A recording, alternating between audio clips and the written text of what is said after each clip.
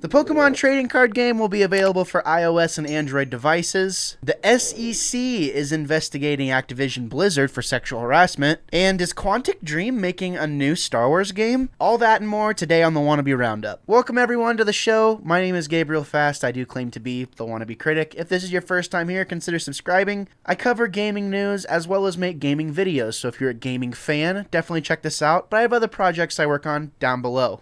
Our first story of the day comes from Polygon.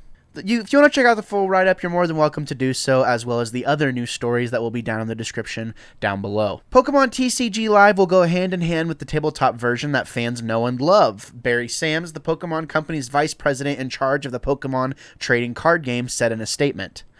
The game welcomes a new era of digital play where trainers around the world can play together regardless of their preferred platform, he said. Pokemon TCG Live will soft launch on mobile devices in Canada later this year. A global open beta for Mac and Windows PC will be available later this year through Pokemon.com too, though. Pokemon TCG Live will replace the Pokemon trading card game online, an existing app based on the trading card game, which will be shut down before its replacement goes live. This year marks Pokemon's worldwide 25th anniversary. The Pokemon trading card game first launched in the United States in 1999, and the trading card game, like many other tabletop games and hobbies, has seen a large surge in attention and interest since the COVID-19 pandemic outbreak in the spring and summer of 2020.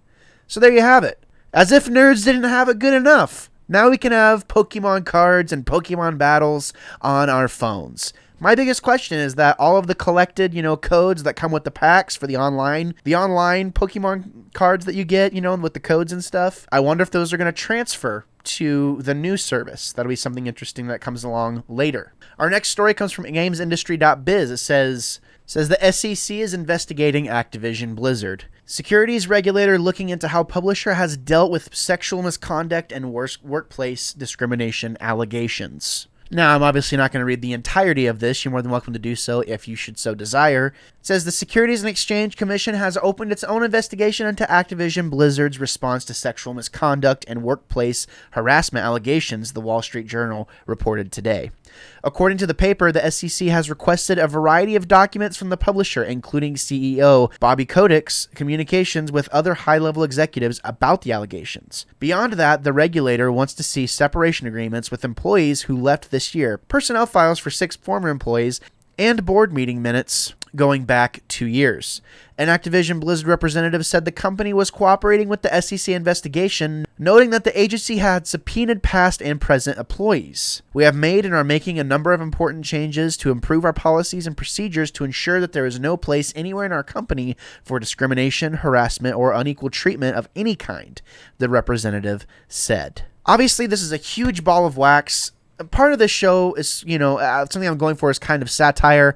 There is nothing funny about the things happening over at Activision Blizzard, and if you think anything about it is funny, you're part of the problem. That's the fact of the matter. Sexual harassment, discrimination of any kind should not be allowed anywhere, including the games industry. In a recent podcast, I went on to talk about this in ad nauseum. People will work their guts out to be a part of this industry. People will do whatever it takes to be a part of this industry. So shame on anyone who has ever taken advantage of anyone in this industry for their own sick gain. Personally, I think Activision Blizzard is inherently trying to hide things, and the tail has been tucked between the legs for a couple of months now at this point. And don't lose sight of the things that are happening over there. Don't play the games. Don't support this kind of behavior. It's not okay. I hope the SEC finds something, and I hope justice is served. That's all I have to say about that. Next story says, this comes from Kotaku. Says, what we've heard about a Quantic Dream Star Wars game. Again, I'm not going to read this entire thing, but we're going to speculate a little bit about this. Reports started to circulate last week that Detroit Become Human developer Quantic Dream was working on an unlikely new project, a Star Wars game. While Kotaku can't currently confirm if this is 100% accurate, we have heard something similar from an independent source with knowledge of the studio's plans. Now, there's a bunch of, conspiracy theory in this and some pretty good evidence within this article. I encourage you to go read it. But the biggest thing that speaks to me about this whole thing is the fact that it's evident that we're going to be getting some Star Wars centric content coming out within the next year or so. Of course, with the mic got dropped last week, 2 weeks ago at this point, about the Knights of the Old Republic remake, and no doubt we know whenever a Star Wars announcement gets made, there's usually more to follow. Could it be cool if Quantic Dream made a Star Wars game?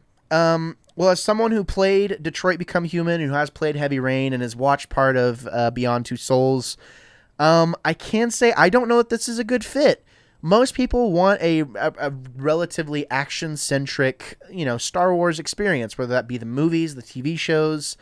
That being said, though, that doesn't mean that a Quantic Dream style Star Wars game can't succeed. There's a lot of political intrigue within this, and me being a huge Star Wars fan myself, I would say that I would be happy to purchase and play a Quantic Dream Star Wars game. Quantic Dream games are niche as is. These are not games for everybody. I think any game you could argue is not for everybody. Knowing the style of games that, the very artistic